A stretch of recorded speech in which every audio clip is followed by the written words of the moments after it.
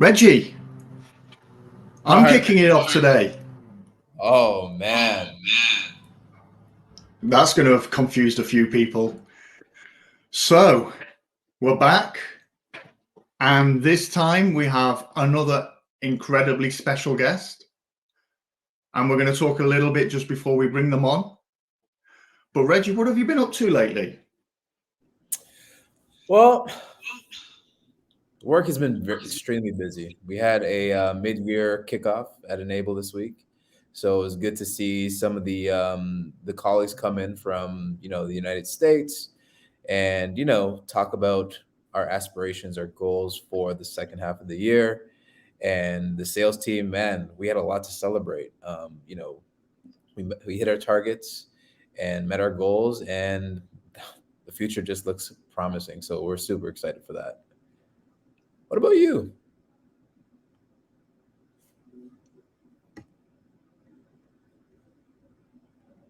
I'm going to break up here because my internet is really playing up, so apologies.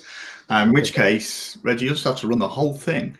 But yeah, I mean, I wasn't at the kickoff in Toronto for once. I was with our UK colleagues, and we brought over a bit of the leadership to Stratford-on-Avon. Some of them seeing it for the first time, and beautiful place, birthplace of William Shakespeare.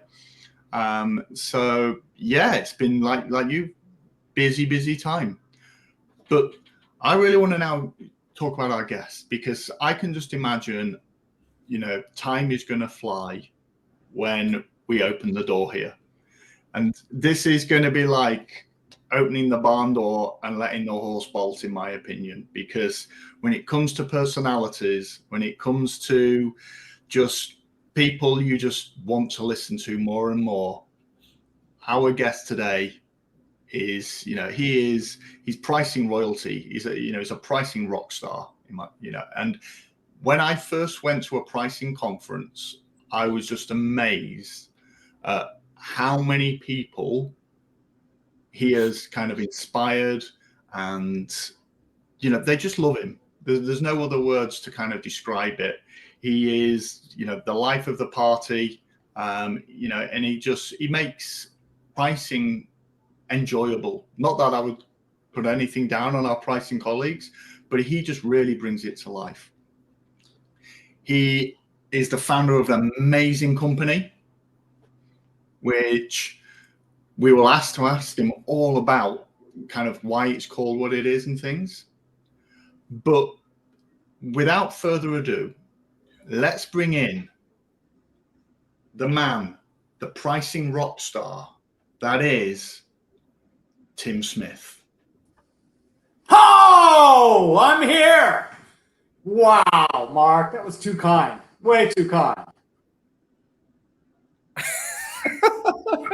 I love this. Reggie? I love this. Listen, the way that Mark described you, Tim, I was like, okay, this guy has to be like the Tony Robbins of the pricing world. Inspirational. People love him or love you. So I was like, wow, this is amazing. And the energy that you just brought from the jump. I'm excited for this conversation. So how are you doing, Tim? It's a beautiful day in Chicago. We got about 22 degrees Celsius outside. Very nice. Oh wait, I'm back in the States, so I guess we'll say it's 80. About 80 right now. It's a really nice day. No rain, and the smoke from Canada is not over Chicago, so we can breathe. And I think I'll go for a bike ride later today. Awesome. And I like how you broke it down between the Celsius and the Fahrenheit. So, to accommodate, us Canadians, because I'm Canadian, and, for our fellow Americans, we appreciate you. And Tim, I learned something today, how to convert without having to do anything mathematical. So that was fantastic. Why don't you tell the whole audience how to swap between the two, or how to use Fahrenheit? Well, the mathematical formula is you add or subtract 32 and you multiply it by 9/5 or 5/9, whichever way you want to go. But the simple way to think about it is, when they come up with the Fahrenheit scale, somebody in Scandinavia said a hot day, that's 100. Cold day, that's 0. We got 100, we got 0, we're done. Boom.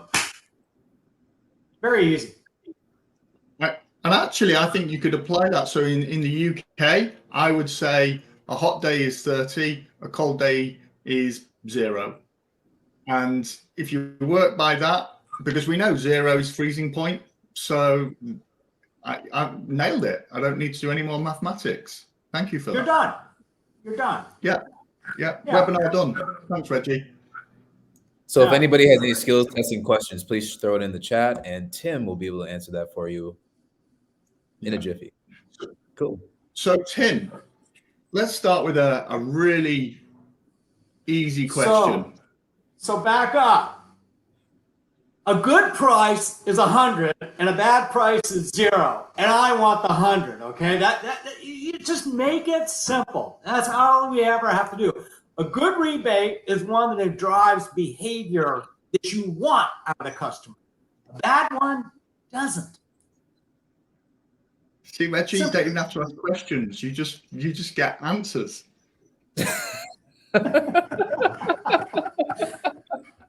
This is the evolution from ChatGPT. At the moment, you have to ask it something. With Tim GPT, you don't even have to put anything in. You just get information. That is lovely. There you go. That is AI at its finest. Yeah.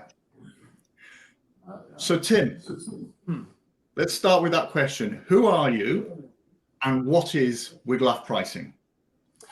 So I am a professor at DePaul University. I teach pricing, which, what is that? I don't know. I teach in economics and marketing, and sometimes I teach finance and accounting, but I teach pricing largely.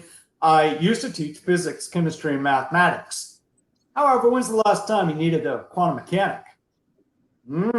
So I went into pricing, and I've been enjoying it. Written textbooks on it, written 4 books on it, write articles about it, have a pricing spineometer where I measure the spine. Yeah, pricing done right. Because who wants to do it wrong? I mean, I'm tired of seeing these companies go bankrupt, right? But anyway, back to pricing. Yeah, we do write textbooks, we give talks, we give teaching, and I do a little bit of consulting, and I help companies put some vertebrae in the pricing spineometer. Brilliant. And I must admit, with this book, I have started reading it, but can you imagine if you actually did do pricing done wrong, you could probably have a much thicker book, because I think a lot of people do a lot more things, just like with rebates, probably badly than they do it right. Otherwise, we wouldn't need the books to tell them how to do it right. Yeah, we've all seen some horrible rebating practices in our life. Questions where you don't know if they're accruing properly, if they're accruing, period, or they're accruing way too much, and they give it all out at the end. And then you have the problem of, does the rebate meet any needs, any goals of the company, or is it just simply a giveaway to customers? I mean, there's some interesting questions out there. I've seen some winners and some losers on the rebate game. So Tim, what are those common mistakes that people make when it comes to pricing? So I was taking a look recently at a couple of packaged food companies, big food, and I looked at Kraft Heinz. They're located right here in Chicago, near me. So is Mondelez. They got a headquarters here, although their actual physical headquarters, I think, are in Switzerland, but they have a listed headquarters here in Chicago, down the street from me. Kraft Heinz has has a very small pricing team. They look out for market share completely. Everything's driven by elasticity studies, which makes nonsense when you think about the changes of elasticity over the course of time. I mean, beginning of the pandemic, everybody wanted soup. Now we go back to work, we don't want soup anymore. So I mean, it just changes, right?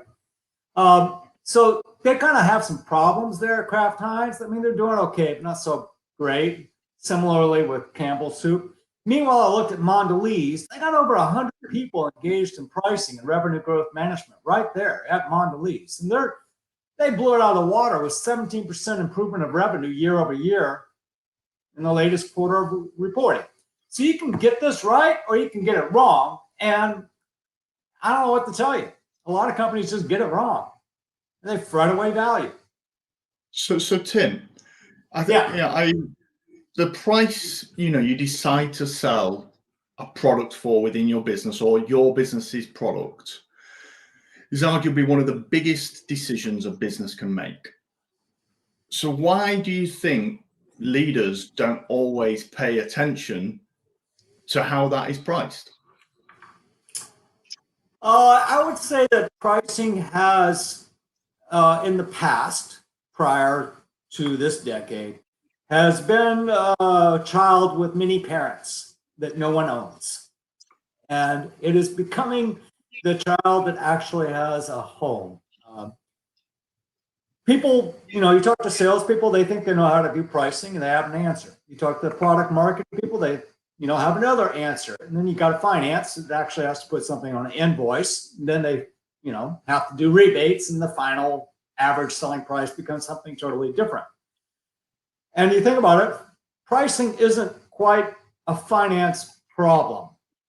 When you study finance, you learn how to do accounting, T accounts, calculate return on investments, understand maybe how an option swap, future, or other financial derivative is priced. You value corporations. But finance people generally don't know what a customer looks like or actually has to negotiate with them. Salespeople do that all the time, but they're not hired for their mathematical capabilities. And their sample size is always one, the customer in front of them.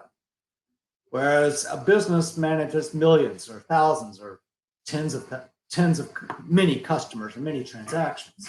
When you look at marketing and product management, pricing's a weird stepchild because you think about the product or offering service. Anyway, offering, go through the 4 Ps.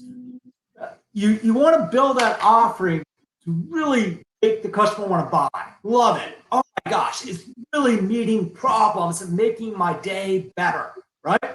When you think about promotion, you want it to be in the face, right out there saying, there it is. Hello. Oh, there it is. I got you in the frame. Trying to help people understand exactly where to get it. Make it easy for them to buy it. One person said customers are lazy bones. Make it easy for them. Make the value proposition so clear. They get benefits. It's a good product. It's right in the right place. It's been promoted. And we know it. All of these things are about delighting the customer. Delighting, right? Price isn't. Price is about taking. And it's like the opposite mindset of everything else in marketing. So price is not quite finance. It's not marketing. It's definitely not sales. It's something else. And there's been this growth of this new expertise, the pricing people, that actually have a functional role within a corporation like Mondelez, but not Kraft Heinz. And they deliver results called profit dollars. Yeah. Man, you mentioned you're a professor. You teach this stuff. Like your attendance must be super high because the way that you describe it is very simple, but powerful. And I think that's the value that you bring to Big Loud Pricing bring, especially to help drive different companies, with their pricing strategy. So talk to us about Wiggle Out pricing and the impact that you're having within the marketplace and your community. So I've been operating for about 20 years as Wiglaff, about 15 years as Wiglaff Pricing. Wiglaff itself, as I'm sure everybody remembers, is a character in the book called Beowulf. Where he's the very first consultant helping Beowulf meet his goals of killing Grendel's mother. He hands Beowulf a sword at the last battle. And I thought naming my company after the very first documented although fictional. Consultant would be a great name. I have since realized that no one reads Beowulf, or very, very few. Welcome if you're an English major. And Jim, going back to your point about sales teams, if they don't have pricing guidance, how do they price? It's just a variable they use to negotiate and close the business. And this is where pricing has had such a big impact, and where enable comes in place as well. So you take a look at companies that have a lot of rebates. The customer himself or herself, that customer is looking to see what the net price is they're getting from that product, from that offering, right? And if you marry the software properly, you're able to tell the salesperson when they're closing the deal what the expected net price would be, how much lower it would be if they achieved certain goals, and how much higher if they failed, right? So you're enabling that person to have that conversation. Still, the salesperson needs to have another set of guidance that says, here's what a good customer will pay you at a net price. This is the expectation closing price. Here's what a bad customer would pay you, and here's what a great customer would pay you. Our salespeople need a target, and they need to know what great and bad looks like. And too often, companies just kind of wing it. They trust the salespeople to do what they think is best, and you get what you pay for. You get mixed results. If it's not a managed process, you're going to get unmanaged results, and that's called chaos or entropy. I like the word entropy better. But yeah, that's what happens repeatedly. I just want to bring in a comment here from Chris Coffin. He mentions it's interesting when I was at HSBC, I interacted with product owners who set price, and they were quite deliberately separate from the relationship managers who sold products. I see that. I see product managers, brand managers often setting the price. And what they end up doing is they set a list price, but that doesn't manage the expected closing price. Or they may even say the average selling price, but then you have different customers way out there. And this is where a lot of companies have gone, well, it's following the 1980s viewpoint, okay? You got brand managers, you got salespeople, you got finance. Here, we live in the zeros, the 20s, the 20s. And in the 20s, we finally have something called a pricing person that helps form the glue connecting what the brand manager, the product manager had in mind in creating this, and what the salesperson should expect in closing this. So that role didn't exist 20, 30 years ago. It does today. And some companies, this is what the pricing spinometer measures, some companies embrace the new model with, like I said, Mondelez has somewhere about, I'm guessing about 150 people in pricing. They could have 200. Republic Services has 200 people in pricing. Their CEO came from pricing, by the way. Same with waste management. They pick up garbage, okay? So these companies, they can either take pricing as a point of value, or they leave it relatively unmanaged and as a point of contention between the groups. So the book that Mark showed, Pricing Done Right, it tells the story of two companies. And in company one, they don't have a pricing person, and everybody argues about it all the time, and they get nowhere. That's in the forward, by the way, Mark. In company two, they added a pricing person, and they actually start to discuss and make progress.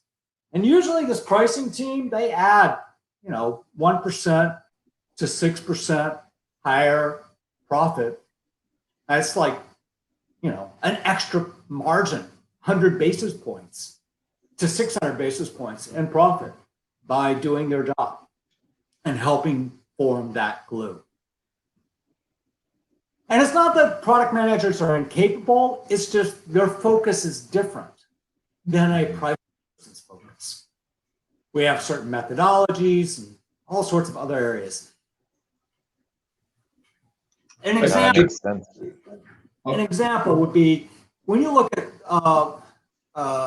Kraft Heinz and they're pricing ketchup, they're usually do something like a conjoint analysis from a brand viewpoint and come up with an optimal price on that. That's totally separate from the people at price who are collecting elasticities at the grocery store, at Tesco. Yeah, Tesco. There you go, Mark. And or Costco. And we don't have that in Canada, do we? Anyway, so they'll measure those elasticities and they'll say, okay, your promotion this needs to be that. And they're working on promotion. So now suddenly you have a promotion decision totally separate from the price setting optimization decision. And they don't get linked because one's managed by the pricing promotion people, the other one's managed by the brand managers. And you still have negotiations with Walmart, who says, I don't want any promotions, just give me the lowest price. And it's that huge, Paul Hunt, about 20 years ago, kept calling it pricing errors. Those pricing errors are just scattered all over the field of these businesses, leaving opportunity to make more money. And that's what we're trying to help people pick up, is that free money sitting there. As an economist, of course, there is no such thing as free money. If it's a $20 bill, it can't be there because it doesn't exist. As a business person, I realize free money exists. Cool. No, that's interesting. And I just want to follow up with another comment from Chris Coffin here. He says, I recall my consulting days when it was clear that telcos refused to tell their sales teams what the cost of the services they sold were because they were feared the sales teams would drop the price if they understood the true cost of delivery. Happens all the time. Happens all the time. It gets bad too, because it goes directly into the issue of sales comp. What's my incentive for a salesperson? And 40, 50 years ago, they just do volume. How many units did you sell? Or pounds of rubber? Okay, we're not that world anymore. Past most of my adult lifetime, past 20, 30 years, it's been based on revenue. And then I looked at some comp plans and they say, okay, we'll get 20% based on revenue. We'll have a margin goal and I'll be another 5 or 20%. And we'll have, the special products group and I get 17%. And they start doing all of the divvying up. Well, it's insane. It doesn't work because salespeople will end up focusing on one issue. And that's going to probably be revenue. There's a new approach, not that new. It's only been around for 30 years. I've called it deal quality score. And you actually score every deal the salesperson closing based upon, here's the expected. Did you do better or worse? If you got better, you get bonus pay. And you got worse, well, that pay goes away. And if it's unprofitable, you get nothing. Just goes to zero. So it's related to cost, but not in a direct manner. And you put in things to encourage them to sell high margin items more than low margin items, multipliers. So kickers and multipliers, the simple way to do it is you make the kicker 5. And so every time you reduce the price 1%, I'll take 5% away from your commission. Now, if you give away 20% in price, you get no commission. That's going to change the desire of salespeople to negotiate the price down very quickly. And I think, Tim, as well, one of the challenges I've seen is when a business doesn't have a pricing operation and leaves it in the hands of sales. I really feel sorry for sales because, to your point, they've only got one customer in front of them. They don't have the same number of data points. There's no way they're going to calculate all of this. It's unreasonable to expect them to. And I'm not even talking about the complexity. I'm just talking about the volume of calculations that are required for pricing optimization. But one number you probably have given them is the cost of the product. It's probably one thing they do know. And so if you've given them only one number, the sales price is going to be in the same orbit as that number. And then you wonder why they always want to make 30% on everything. It's because that's their safe play. So if we look, and we've talked a bit about pricing. recently I had the privilege of joining you on a couple of luncheons. Can you explain kind of for the audience what these luncheons are about? Where the one you had in Chicago, Minneapolis, Grand Rapids, what were they about? Why would people be interested in them? Months I go on tour, and next tour will be in February. We got Chicago, Minneapolis, Kansas City, and I'm working on either Pittsburgh or Louisville, Kentucky, Pittsburgh, Pennsylvania, but we don't know yet. Need to have some anchor customers who say, I want to coat. We have a speaker who's a professional working in pricing, talk for a half an hour about what she or he is doing and the problems they're solving and the problems they're seeing and what they're accomplishing in their goals. We had 3M talking the last time, or Johnson Controls, the pricing vice presidents there. Yes, there's such a thing as a vice president of pricing, first of all. Notice that. There's such a thing. There's a big difference between pricing administrators who just put it into a system and decision makers actually drive strategy. So we have these people in pricing, decision making, and they talk about their problems for a half an hour. Then I talk about the latest pricing spinometers, where I rate off, how are 5 or 6 different companies doing? What are they doing in pricing? What is pricing solving for these companies?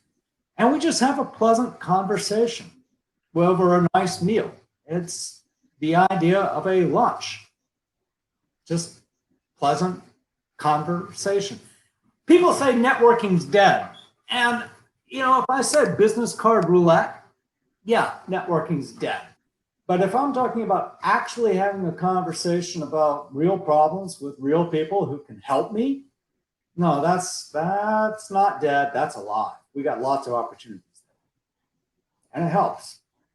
One person called it group therapy.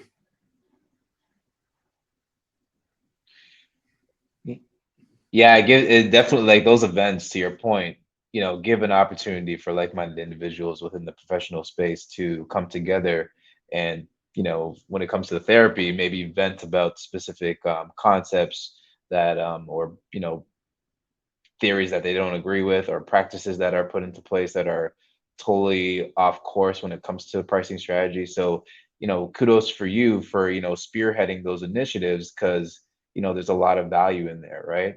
You could share best practices, talk about nuances within the pricing world and the space, be able to just start building relationships and connections, which is, it's kind of like a lost art these days, especially coming out of COVID and so forth. But where do you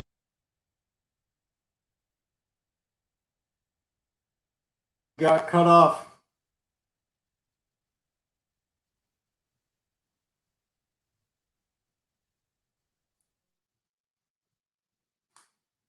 technology at its best? What can you do? It's been a day. So where do you see like your events evolving to? Again, I was just making a joke about the, you being the Tony Robbins of the pricing world. And if I think about a Tony Robbins event, it's cool, it's exciting, it's informative, it's educational, and so forth. Where do you see it at the pinnacle for WIGLAF events? I'm anticipating going on a world tour in the next couple of years and keeping this going from city to city, talking about pricing and what people can get done. But my world tour will be mostly the Americas, Latin America, and Europe. Face it, the Far East is just too far away. So it'd be like the World Series of Baseball then.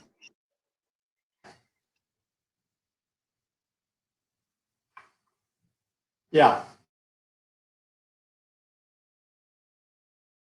So, Tim, something going personal. You're from Fort Worth, if I'm understanding correctly, and I've been listening properly, but you've lived in Chicago for many years. So, what's one thing that is better about Fort Worth than Chicago, like a lot better, and vice versa? It was actually Dallas that I was raised in. It's just I like Fort Worth better than Dallas because it has more culture. We moved to Chicago so I could get a degree in physics and later in business. And my wife could go to school up here. And it was a good choice for that. Chicago is a global city with good airports, very affordable. I like it. I like it as a place to do business. It's my home now. But I'll never lose that joy of going fishing when I was a kid in Texas and looking under rocks to see what was there. Sometimes it was a water moccasin.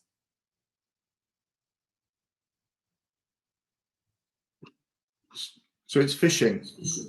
Yeah.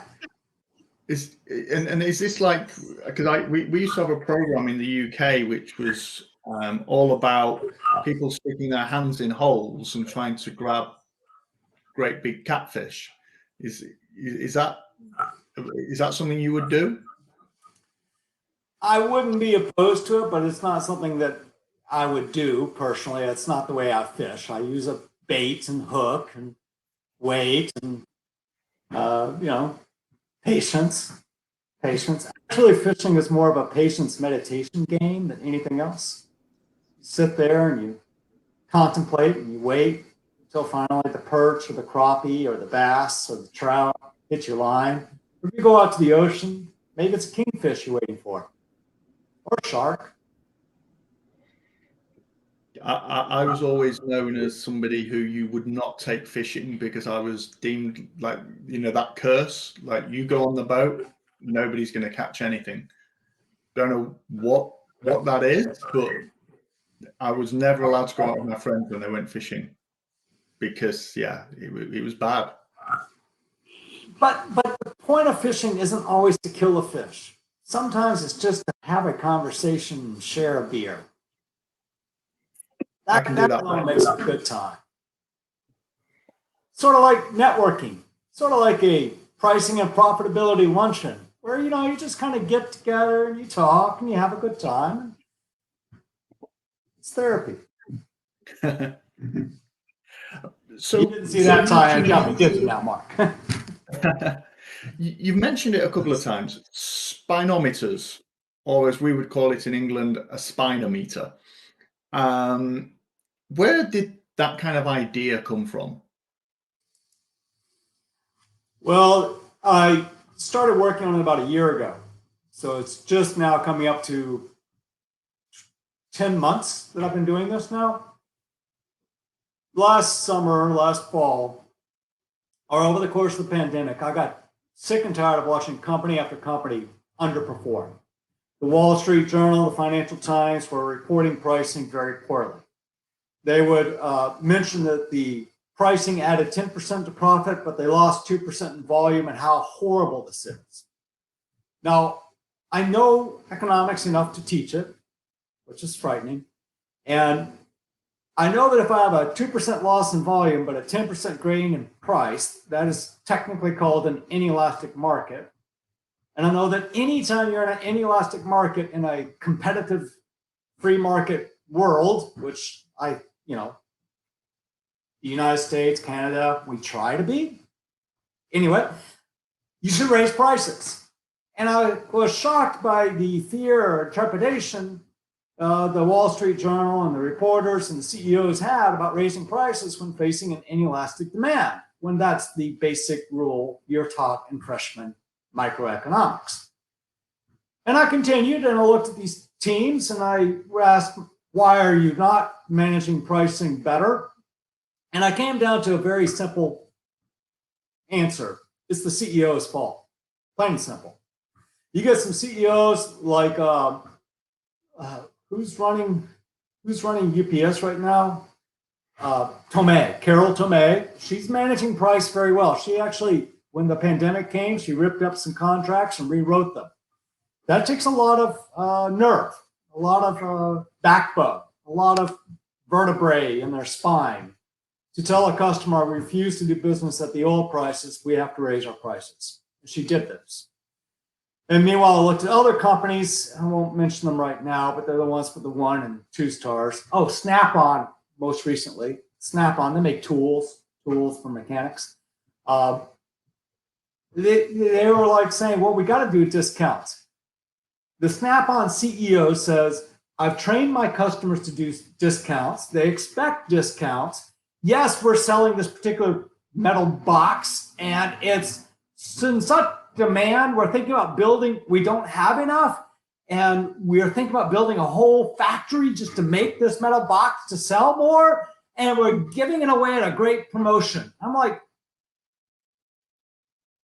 if you don't have enough for your current market, that tells you raise the price, not put it on promotion, one.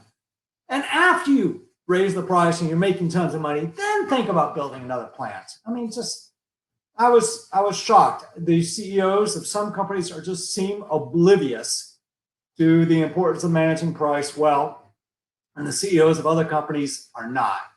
And I wanted to hold the CEOs accountable, so I created the pricing spinometer, to tell them, you got no vertebrae in your spine. Or, like I said, Mondelez, they got a 5.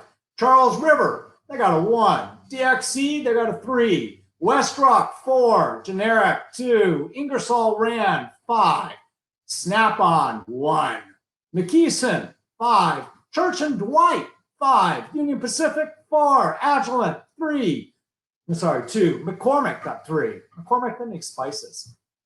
You can find them all on our Wiglaf Journal or on my LinkedIn page, where you're listening to this great Rebaters, episode 14.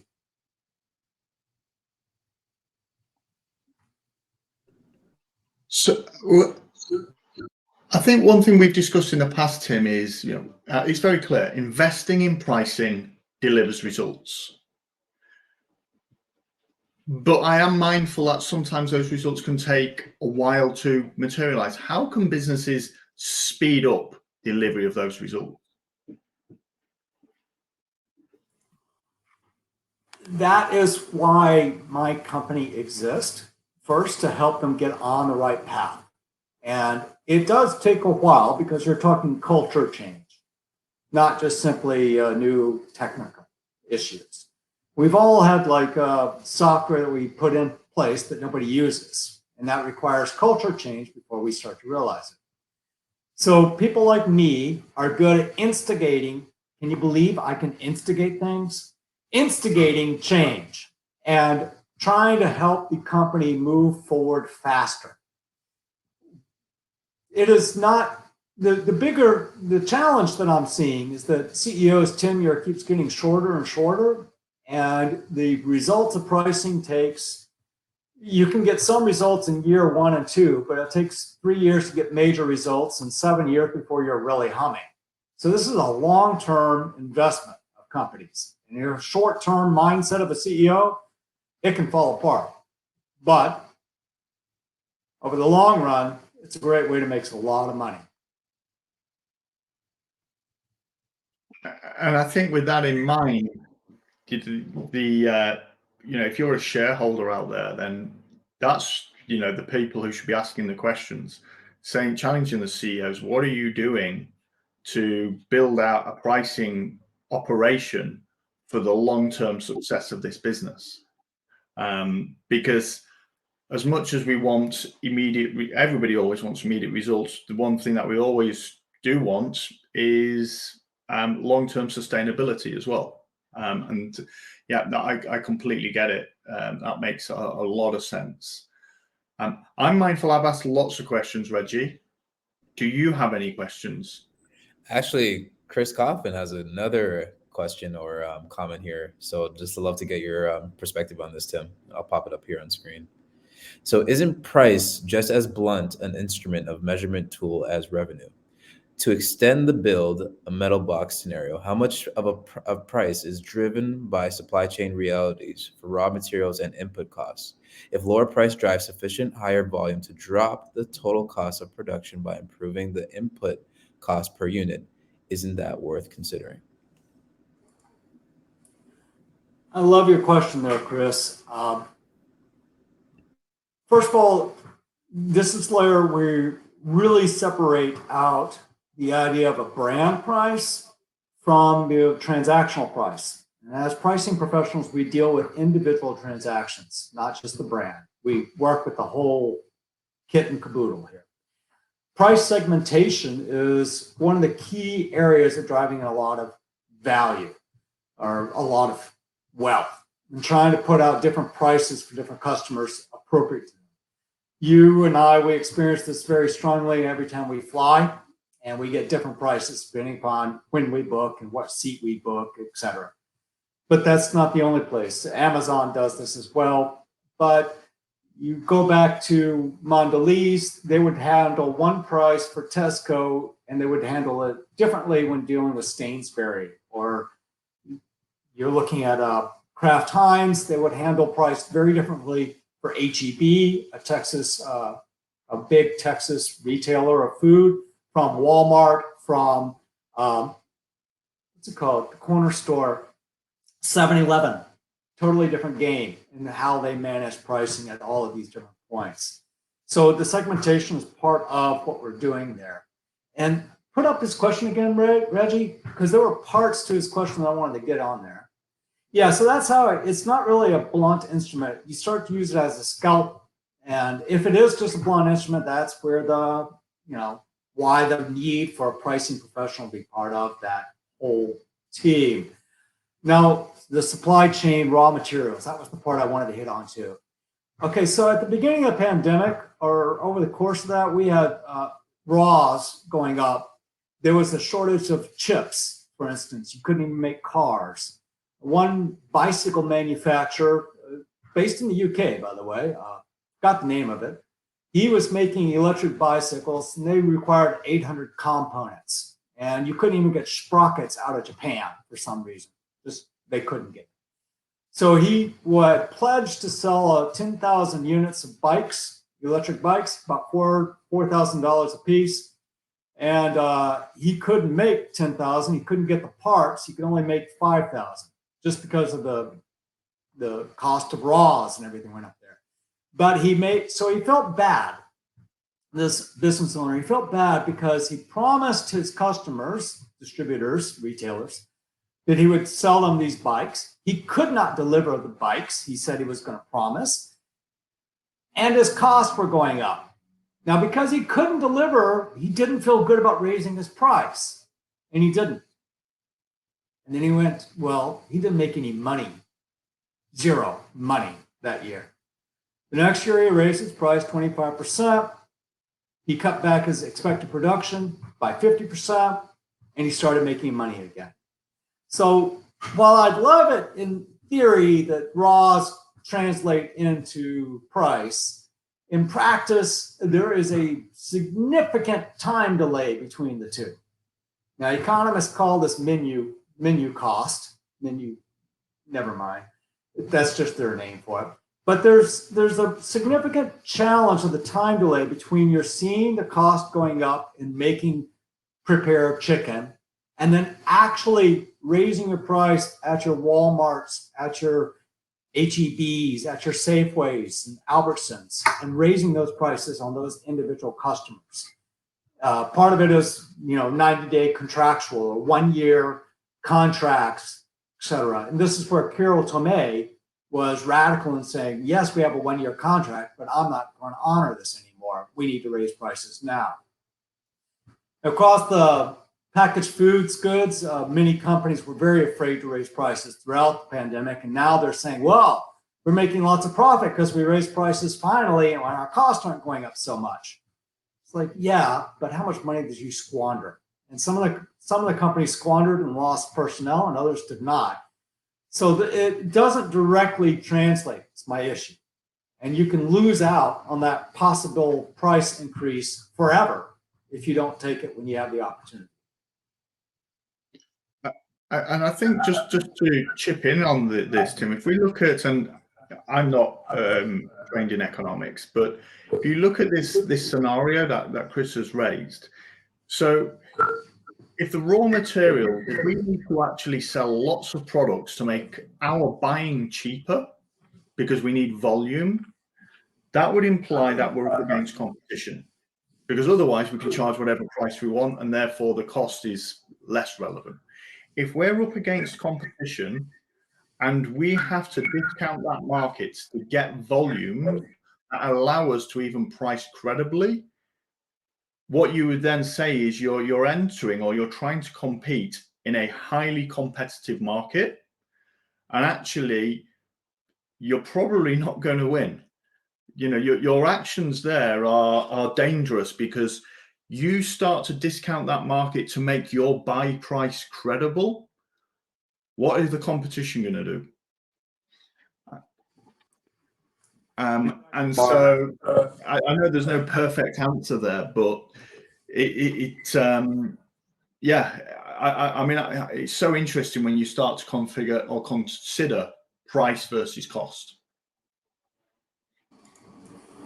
Yeah, that was the third part that he brought up, chasing volume, because if you getting up volume, you can lower your average cost. And I see that rarely working. It just doesn't work. And the reason is exactly what you're saying, Mark. If I lower my price to chase market share, the next quarter, my competitor lowers their price, and we just have this nice price war that lasts for years, and nobody makes any money in the industry anymore. Yeah. And one of the things that I have experienced in my very short pricing career as well was the dangers, and this is slightly different, of average selling prices and using them to set sales prices. Because if I think of a really simple scenario where I'm selling something at $10 each, and then a salesperson comes along and sells ones for $9.80, by definition, the next salesperson who comes along, it's no longer $10. It's maybe $9.99. But it's great in some markets, but in others, it's lethal because it will that ASP will just slowly go down and down and down, especially if salespeople are just trying to win sales. Yep, and I see it all the time. Yeah. And I noticed that, I think it was Chris, he worked in the banking industry once.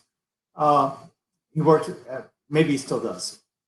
I recall a story about North Carolina, about a bank in the Carolinas that was going up and trying to win a piece of business. And they usually priced wire transfers at $10 or so per grouping of wire transfers. And they're particular kind, international, I don't know. But their competitor came in and said, well, we'll do it for $1 on that piece of business. And then suddenly all the salespeople at the first bank said, oh my gosh, we gotta drop our price. We're 10, our competitor's 1. We're gonna just go bankrupt. We're gonna lose all our customers. Well, this is where pricing comes in and trying to provide some restraint. It had to point out to company one that was a special deal for a weird customer, and they're making tons of money on the other parts of the package. They're just not on this part.